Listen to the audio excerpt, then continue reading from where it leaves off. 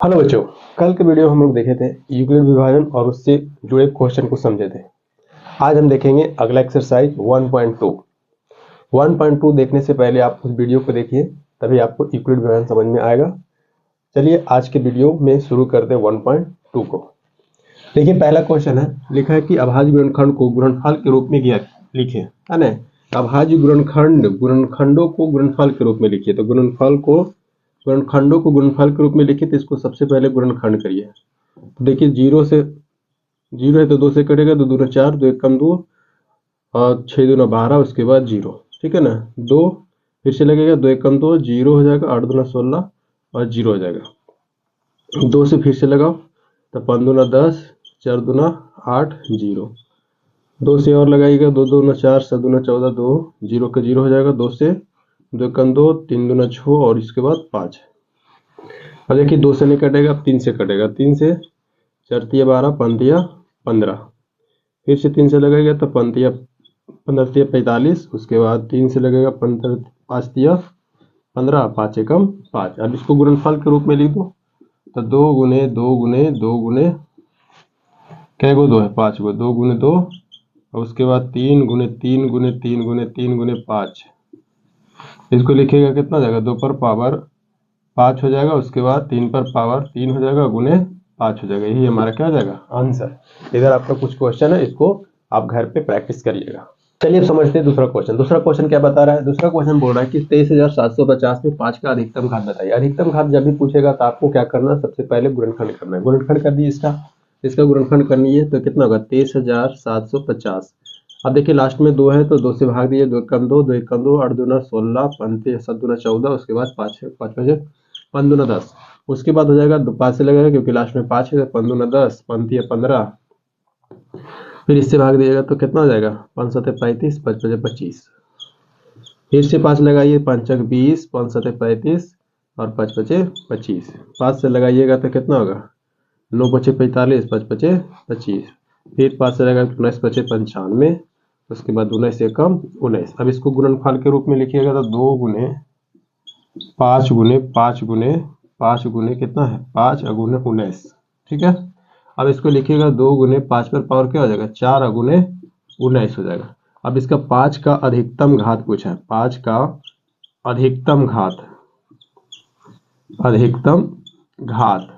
तो 5 का अधिकतम घात कितना है, 4। यही हमारा आंसर हो जाएगा, ठीक है। अब देखिए इसका तीसरा क्वेश्चन भी सेम है, बोला कि 1440 में 2 का अधिकतम घात बताइए। तो इसमें क्या करना है, इसका गुणनखंड करिएगा और गुणनखंड में जितना भी 2 आएगा उस पे उसका जितना पावर होगा वही आपका क्या हो जाएगा। देखते हैं चौथा क्वेश्चन हमसे क्या पूछा है। चौथा क्वेश्चन दिया हुआ है कि 6370 बराबर 2 पर पावर m गुने 5 पर पावर n गुने 7 पर पावर k गुने 13 पर पावर p है, तो m plus n plus k plus p का मान बताइए। तो क्या करना है, इसमें क्या करना है, इसको देखिए गुणनखंड के रूप में दिया हुआ है। अब इसमें पावर निकालना है कि 2 इसमें कितना आएगा, 5 कितना आएगा, 7 कितना आएगा और 13 कितना आएगा, है ना। तो चलिए निकालते हैं। हल में क्या है, 6370। अब इसमें सबसे पहले किससे भाग देना, 2 से। तो 2 से भाग दीजिए, 3 दूना 6, 2 एक कम 2, उसके बाद हो जाएगा 8 दूना 16, 5 तिया 15। अब देखिए 2 से नहीं कटेगा, 5 से लगाइए, 6 5 30, 5 तिया 15 और हो जाएगा 5 7 35। 5 से भी नहीं लगेगा, अब 7 से लगेगा, 9 7 63 और 7 एकम 7, फिर से 7 से लगाइए, 13 7 91, 13 7 91 हो जाएगा, फिर 13 से लगाइएगा तो 1 हो जाएगा, ठीक है। अब देखिए तो 2 पर पावर 2 गुने 5 गुने 7 गुने कितना जाएगा, 13। अब 2 गुने 5 पर पावर कुछ नहीं तो 1 है सब पर, और 7 पर पावर कितना जाएगा 2 और गुने कितना जाएगा 13 पर पावर 1। अब देखो तो 2 पर पावर m है तो m बराबर कितना हो जाएगा, 1 हो जाएगा, और 5 पर पावर n है तो n बराबर यहाँ कितना है, 1 है, तो n बराबर क्या हो जाएगा, 1 हो जाएगा। उसी प्रकार 7 जो है 7 पर पावर k है तो 7 पर पावर यहाँ 2 हो जाएगा, और 13 पर पावर यहाँ 1 है तो 13 पर पावर p है तो p बराबर 1 हो जाएगा। इसीलिए सबको जोड़ना है तो m plus n plus k plus p। अब इसमें सबका वैल्यू रख दीजिए, 1 प्लस 1 प्लस 2 प्लस 1 बराबर कितना हो जाएगा, 1 1 2 2 4 और उसके बाद हो जाएगा 5। यही हमारा आंसर हो जाएगा, ठीक है। ये क्वेश्चन समझ में आ गया।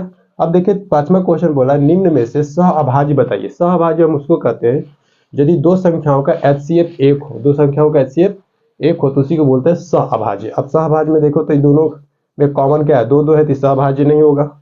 ये दोनों देखे तो 93 से कट जाएगा, ये सॉरी 31 से कट जाएगा 93, 3 मरतब, ती भी सहअभाज्य नहीं है। लेकिन यहाँ देखिए 18 और 25 ये दोनों संख्या किसी भी कॉमन संख्या से नहीं कटता, सिर्फ एक ही से कटता है, इसीलिए इसका इसके HCF कितना हो जाएगा, एक हो जाएगा, तो वही हमारा सहअभाज्य।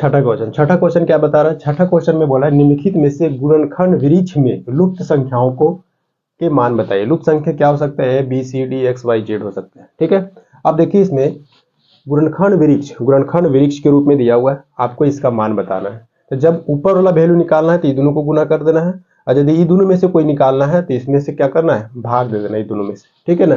अब देखिए ये का निकालना, तो ये का निकालिएगा तो क्या करना पड़ेगा, दोनों को गुना कर दीजिए। तो 2 गुने 1260 तो कितना हो जाएगा, 0 हो जाएगा, 6 दूना 12 हो जाएगा, 12 दूना 24 है, कितना हो जाएगा 2520 हो जाएगा। ठीक है, उसी प्रकार देखिए बी का मान निकालना है, हम क्या बताए, यदि इसको निकालना है तो दोनों को गुना कर दो, ये दोनों में कोई निकालना है तो इससे इसमें भाग दे दो। तो यदि बी का वैल्यू निकालना है तो कितना करना पड़ेगा, 1260 बटा 630। अब इसको काटिएगा तो 2 मरतबा कट जाएगा। उसी प्रकार सी का वैल्यू निकालना, तो सी का वैल्यू निकालना तो दोनों क्या करना पड़ेगा, भाग देना पड़ेगा। तो सी बराबर 660 अब बटा में 2, इसको काटिएगा तो कितना आएगा, 3 दूना 6, 3 एक कम सॉरी 2 एक कम 2, 5 दूना 10। उसी प्रकार डी का वैल्यू निकालना है तो इससे इसमें भाग देना पड़ेगा, 105 से सी में भाग दो। सी का वैल्यू पता है, सी का वैल्यू कितना है 305 15 सॉरी और 105, इसको काटिएगा तो कितना मरतब कटेगा, 3 मरतब, 105 गुने 3 करेंगे तो 315 हो जाएगा। उसी प्रकार x का वैल्यू निकालना है तो 35 से 105 में भाग देना पड़ेगा। तो x बराबर कितना हो जाएगा, 105 अब बटा 35, कै मरतब कटेगा, 3 मरतब कटेगा है ना, 3, तो इसका वैल्यू कितना हो जाएगा 3। उसी प्रकार y का वैल्यू निकालना है तो y का वैल्यू निकालने के लिए क्या करना पड़ेगा, 7 से 35 में भाग देना पड़ेगा। तो 7 से 35 में भाग दे दीजिए, 5 7 35, निकल गया सभी का value, A B C D X Y Z सभी का वैल्यू निकल गया। अब इसमें से इसके अलावा 3 क्वेश्चन और है, उसको घर पर आप उसको प्रैक्टिस करिएगा। चलिए अब देखते हैं 7वां क्वेश्चन। 7वां क्वेश्चन क्या बता रहा है, 7वां क्वेश्चन बोला अभाज्य गुणनखंड विधि द्वारा निम्न का HCF और LCM बताइए। अब देखिए कल बताए थे यूक्लिड विभाजन में भाग विधि द्वारा HCF निकालने के लिए बताए थे, आज सीखेंगे गुणनखंड विधि द्वारा। तो गुणनखंड विधि द्वारा क्या करेंगे, दोनों को गुणनखंड करेंगे। गुणनखंड मतलब इसको गुणनखंड करिए 96 को, तो 96 2 से भाग दीजिएगा तो कितना मतलब 48 दूना 96 होता है, 2 से भाग दीजिएगा तो 24 दूना 48 होता है। उसके बाद 2 से भाग दीजिएगा तो 12 दूना 24, 2 से भाग दीजिए 6 दूना 12, 2 से 3 और उसके बाद 3 एक कम 3।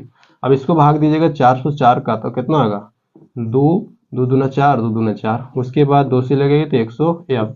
अभी किसी से नहीं कटेगा। अब इसको एक जगह लिख दीजिए, 96 बराबर 2 गुने 5 बार है तो 5 बार लिख दीजिए और गुने 3 है। उसके बाद लिख दीजिए 404 बराबर हो जाएगा 2 गुने 101। अब हमको HCF निकालना है तो HCF जो निकालेंगे तो HCF कैसे निकलेगा, दोनों में देखेंगे कॉमन, दोनों में कितना कितना संख्या जो है कॉमन है। तो देखिए 2 एक कॉमन है, उसके बाद 2 एक कॉमन है, तो कितना हो गया 2 और 2 कॉमन हो गया। इधर तो कोई कॉमन ही नहीं है तो HCF हो जाएगा 2 गुने 2 बराबर 4। उसी प्रकार LCM निकालेंगे, LCM तो LCM में क्या होगा, जो तो कॉमन है उसको लिख दीजिए पहले, अब बाकी जो कॉमन नहीं है उसको भी लिख दीजिए। तो कॉमन क्या क्या नहीं है, 3 गो 2 नहीं है और 1 गो 3 नहीं है, 1 गो कॉमन इसमें नहीं है। उसके बाद 101 भी कॉमन नहीं है, तो सबको गुना करिएगा तो कितना आएगा 96। इतना गुना करने पर 96 गुने 101 बराबर हो जाएगा 96। जब इसको गुना करिएगा तो आएगा 96। अब देखिए तो इसका एलसीएम हो जाएगा 96, इसका एचसीएफ हो जाएगा 4। इसी को बोलते हैं अभाज्य गुणनखंड विधि द्वारा HCF और LCM निकालना।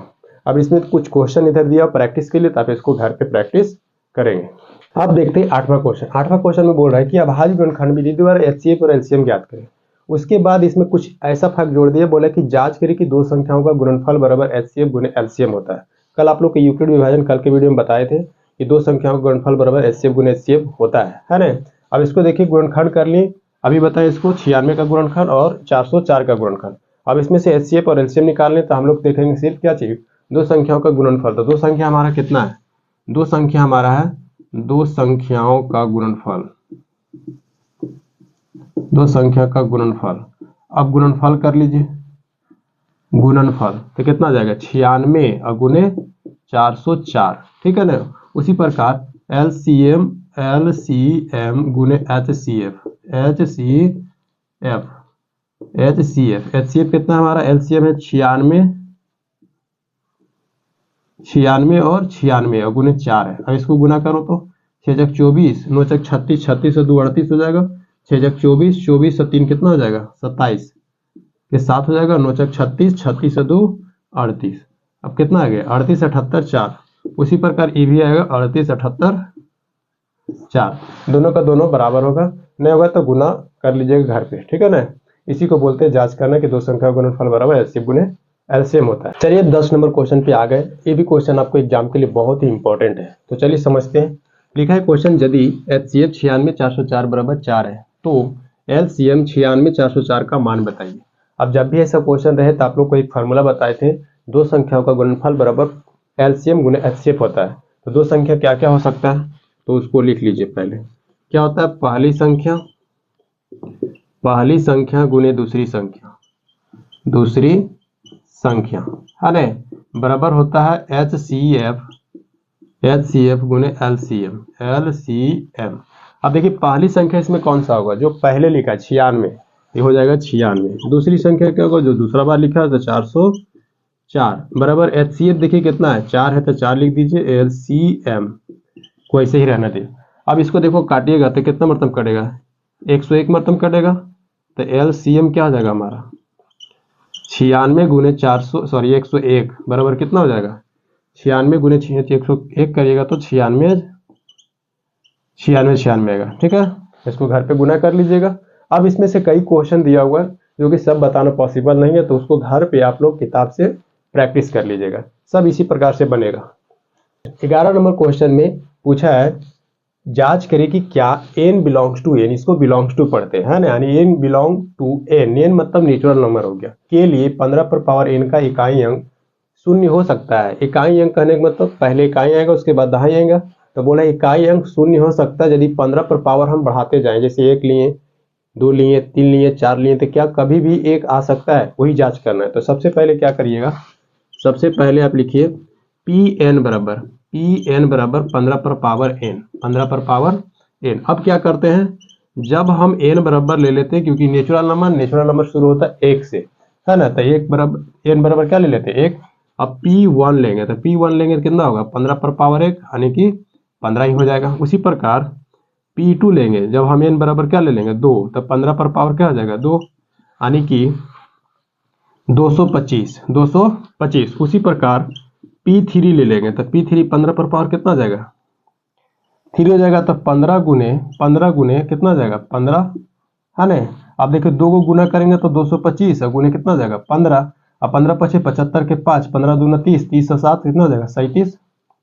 उसी प्रकार 15 दूना 30 और 30 और 3 33, 3375। अब देखिए तो इसका इकाई अंक शून्य हो सकता है, कभी नहीं होगा। पावर कितना भी कर दीजिए, 3 करो 2 करो 5 करो 10 करो 15 करो, कुछ भी कर दो, इसका इकाई अंक कभी भी शून्य नहीं होगा। तो लिखेंगे क्या चीज, 15 पर पावर n का इकाई अंक शून्य नहीं हो सकता है,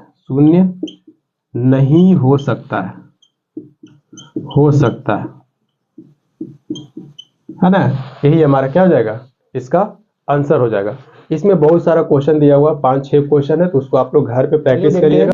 12 नंबर क्वेश्चन बोल रहा है कि व्याख्या करें कि 7 गुने 11 गुने 13 प्लस 17 एक भाज्य संख्या है। भाज्य संख्या क्या है, भाज्य संख्या वैसी संख्या को कहते हैं जिसका गुणनखंड 2 से अधिक हो, मतलब अपने और एक के अलावा किसी और से भी कटना चाहिए। एग्जाम्पल जैसे 4 है ना, 6 8 9 सबका सब क्या है भाज्य संख्या।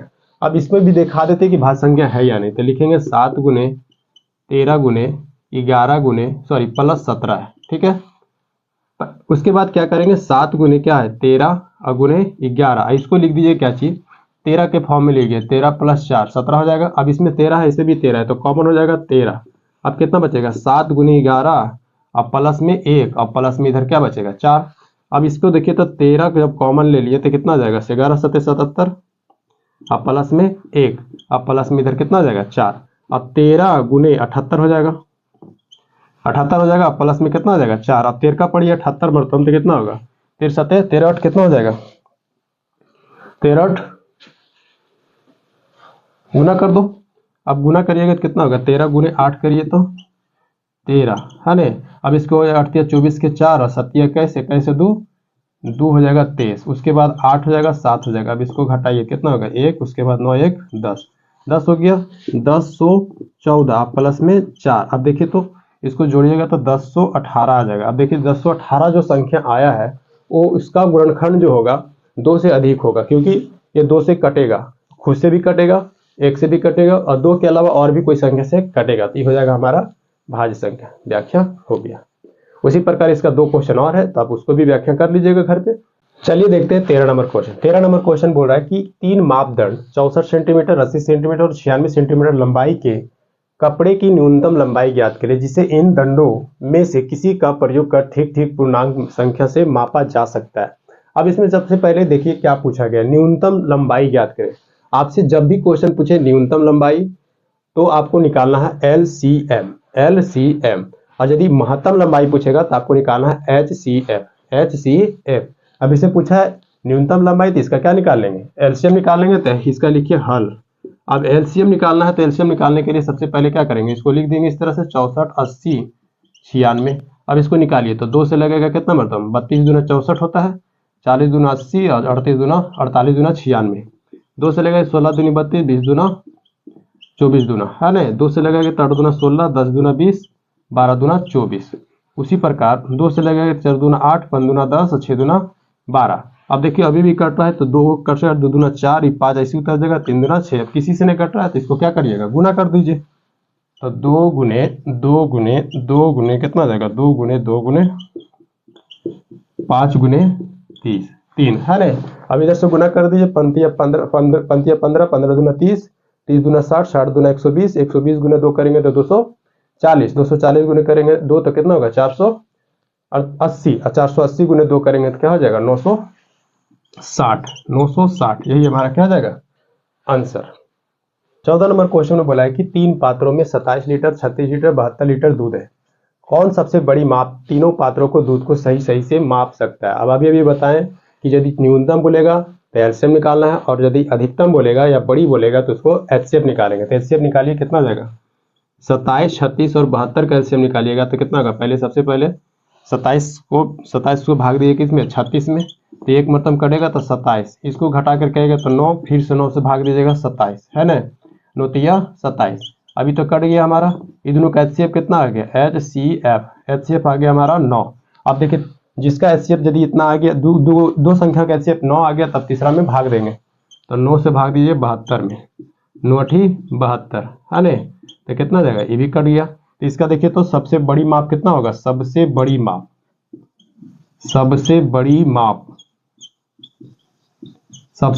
हो जाएगा इसका HCF 9। सबसे बड़ी माप कितना हो जाएगा HCF 9। यही हमारा क्या हो जाएगा आंसर हो जाएगा। अब आ गए 15 नंबर क्वेश्चन और इस एक्सरसाइज का लास्ट क्वेश्चन है, तो चलिए समझते हैं। लिखा हुआ 3 भिन्न पात्रों में दूध और पानी का मिश्रण है, भिन्न परिमाण रखे गए जिनकी माप 403 kg का है, 434 kg और 465 kg है, तो कौन सबसे बड़ी माप सभी भिन्न परिणामों को ठीक ठीक माप सकते हैं। आपको फिर से बता रहे हैं कि जब भी पूछेगा बड़ी माप तो HCF और छोटी माप पूछेगा तो LCM निकालना है, तो इसका LCF निकाल दीजिए। LCM देखिए 403 जो सबसे छोटा है, तो 403 से हम इससे थोड़ा सा बड़ा में भाग देंगे तो कितना हो जाएगा 403 से भाग दीजिएगा 434 में, 1 मतलब कटेगा तो 403 घट के आएगा 1, उसके बाद 31, उसके बाद इसमें भाग दीजिएगा तो कितना आएगा 403, उसके बाद 1 मतलब कटेगा कितना हो जाएगा 31, वो होगा कितना 9 3 31 93 कट गया है ना। अब जो इसका HCF आएगा तीसरा में भाग दे देंगे, तीसरा में भाग दीजिएगा तो 31 से भाग दीजिएगा तो कितना हो जाएगा 465 से भाग 65 में भाग दीजिएगा, 31 से कम 31, उसके बाद ये घटेगा तो 5 बचेगा, ये आएगा 1 फिर 5। अब इसमें देखो तो 5 से गुना करिएगा तो 5 या 15, 5 एकम 5 और 5 या 15 कट गया। तो इसका सबसे बड़ी माप क्या है? सबसे बड़ी माप हो जाएगा आपका बड़ी माप, है ना, 31 केजी। 31 केजी, यही हमारा क्या हो जाएगा आंसर। उम्मीद करते हैं कि आपको जो भी क्वेश्चन बताए हैं वो आपको समझ में आया होगा। यदि आपको इसमें भी कोई क्वेश्चन समझ में नहीं आया तो आप कमेंट करें, है ना। और उसके बाद यदि वीडियो आपको पसंद आया हो तो लाइक करें और सब्सक्राइब करो और शेयर करें।